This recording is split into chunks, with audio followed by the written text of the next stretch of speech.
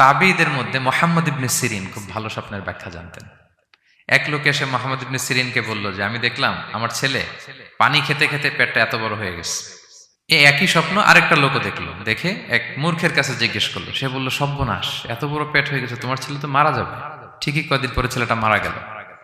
আর একই স্বপ্ন দেখে এই লোক মুহাম্মদ ইবনে সিরিনকে জিজ্ঞেস করেছিল, উনি বলেছেন যে তোমার ছেলে তো অনেক বড় আলেম হবে।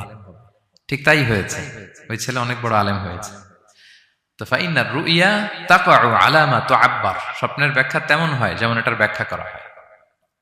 রাসূল সাল্লাল্লাহু আলাইহি ওয়াসাল্লাম একবার স্বপ্নে দেখলেন যে তিনি ওনাকে দুধ দেয়া হয়েছে, বাটিতে দুধ খাচ্ছেন, পরে আঙ্গুলের ফাঁক থেকে দুধ বেরোচ্ছে। এই সামান্য একটু দুধ রাসূল সাল্লাল্লাহু আলাইহি ওয়াসাল্লাম উমরে ফারুককে দিলেন। সাহাবারা বললেন, মাযা আউয়ালতা বিহি ইয়া রাসূলুল্লাহ, এটা তাওয়িল কি?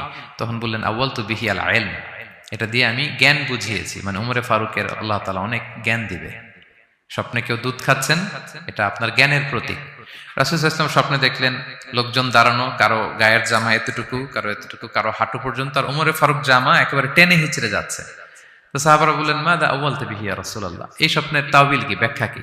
রাসূল সাল্লাল্লাহু আলাইহি ওয়াসাল্লাম বললেন, আউয়ালতু বিহি আদ-দীন আত-তাকওয়া, এটা দ্বারা আমি দিনদারি বুঝিয়েছি, মানে উমরে ফারুকের দিনদারি অনেক বেশি। স্বপ্নে কেউ ছোট জামা দেখলে তার দিনদারি কমতেছে, এটার একটা আলামত। তো এই জন্য হুট করে স্বপ্নের কথা কাউকে শেয়ার করতে নেই।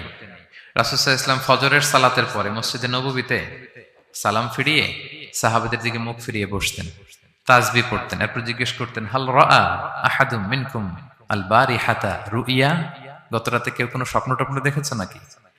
তো তখন সাহাবারা এই স্বপ্ন বলতেন, রাসূল সাল্লাল্লাহু আলাইহি ওয়াসাল্লাম ব্যাখ্যা করতেন। সুবহানাল্লাহ, কত সৌভাগ্যবান ছিলেন তারা। তাহলে স্বপ্ন বলা যাবে নাকি কাউকে? না, খুবই শুভাকাঙ্ক্ষী, আপনার একেবারে ক্লোজ ফ্রেন্ড, তাকে বলতে পারেন। আর